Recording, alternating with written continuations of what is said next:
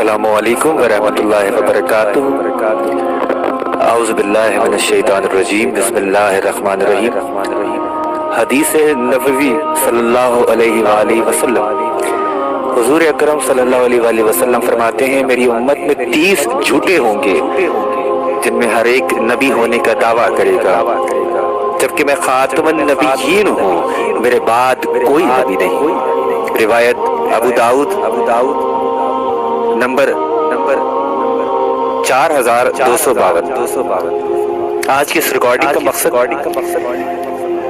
محترم جناب زویب سہروردی صاحب جو کہ لاہور سے وابستہ ہیں، انہوں نے مجھے ایک چیز بھیجی جس میں ذکر تھا کہ قادیانیوں کا قرآن آ گیا ہے، خدا را پلے اسٹور پہ جا کے اسے رپورٹ کیجئے۔ تو میں نے خود تحقیق کی اور اسے پایا۔ آپ سب پلے اسٹور پہ جا کر لکھ سکتے ہیں دا ہولی قرآن عربک/انگلش۔ سنت تقریباً الزامات تعریف قرآن کے قائل ہیں، تو میرے بھائی میں نے پہلے بتایا کہ تعریف قرآن کا جو قائل ہے نا جی وہ کافر ہے۔ مجھے یہ نہ، میں کہتا ہوں چاہے وہ سنی ہے چاہے وہ شیعہ ہے، جو تعریف قرآن کا قائل ہے، جو یہ دو گتوں کے درمیان قرآن ہے اس کو محفوظ نہیں سمجھتا، انا نحن نزلنا الذکر وانا لہ لحافظون، وہ کافر ہے۔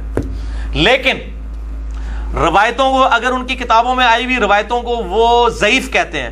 جیسے قرآن مجید میں اللہ تعالیٰ کا ارشاد ہے وَلَوْ تَقَوَّلَ عَلَيْنَا بَعْضَ الْأَقَاوِيلِ لَأَخَذْنَا مِنْهُ بِالْيَمِينِ ثُمَّ لَقَطَعْنَا مِنْهُ الْوَتِينَ۔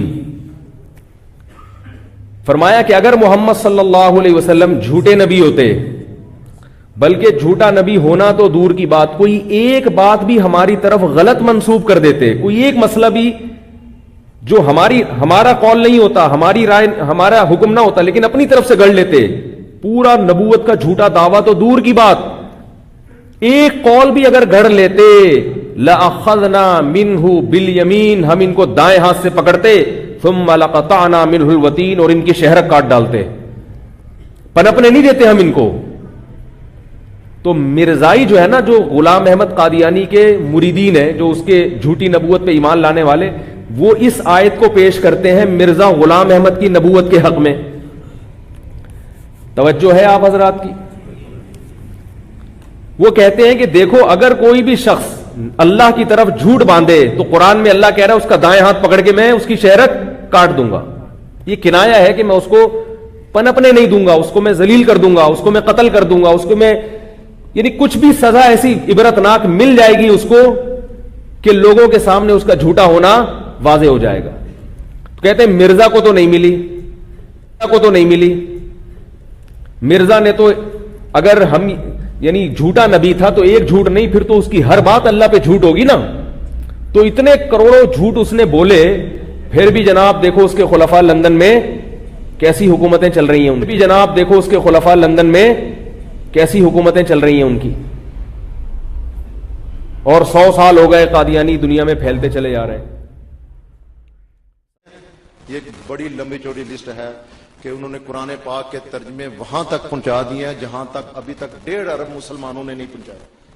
رشیا کی 7 ریاستیں جو آزاد ہوئی تھیں سب سے پہلے ان کے ترجمے گئے تھے، اور اس ایک ترجمہ مجھے بھی کسی طریقے سے ملا، وہ 7 ریاستوں میں لاکھوں کی تعداد میں ہر دوسرے گھر میں اس کا ترجمہ 106 زباناں انگریزی کا ترجمے کرنے والا قرآن پاک مردیاں دا فتنہ، اور ہزاراں لکھاں تعداد نہ یورپ پوری دنیا تبلیغ کرنے والا کتاباں دے ٹیر لاگ، سیڈیاں، کیسٹاں، دوسریاں انجینا لٹریچر۔ تو ہمارا تو اللہ ہی مالک ہے نا جی، یہ تو نبی پاک کی رحمت ہے، بچتے آ رہے ہیں، اگر حضور کی رحمت نہ ہو مٹ جو۔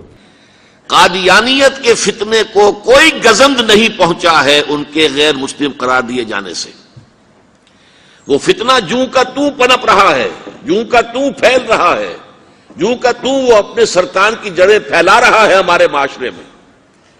اور ویسے یہ کہ عالمی سطح پر انہیں بڑی سرپرستی حاصل ہو گئی ہے، پوری دنیا جو ہے مغربی دنیا وہ ان کی سرپرستی کر رہی ہے، لیکن یہ کہ اندرون ملک بھی وَقُلْ جَاءَ الْحَقُّ وَزَهَقَ الْبَاطِلُ إِنَّ الْبَاطِلَ كَانَ زَهُوقًا۔ وَقُلْ جَاءَ الْحَقُّ وَزَهَقَ الْبَاطِلُ إِنَّ الْبَاطِلَ كَانَ زَهُوقًا۔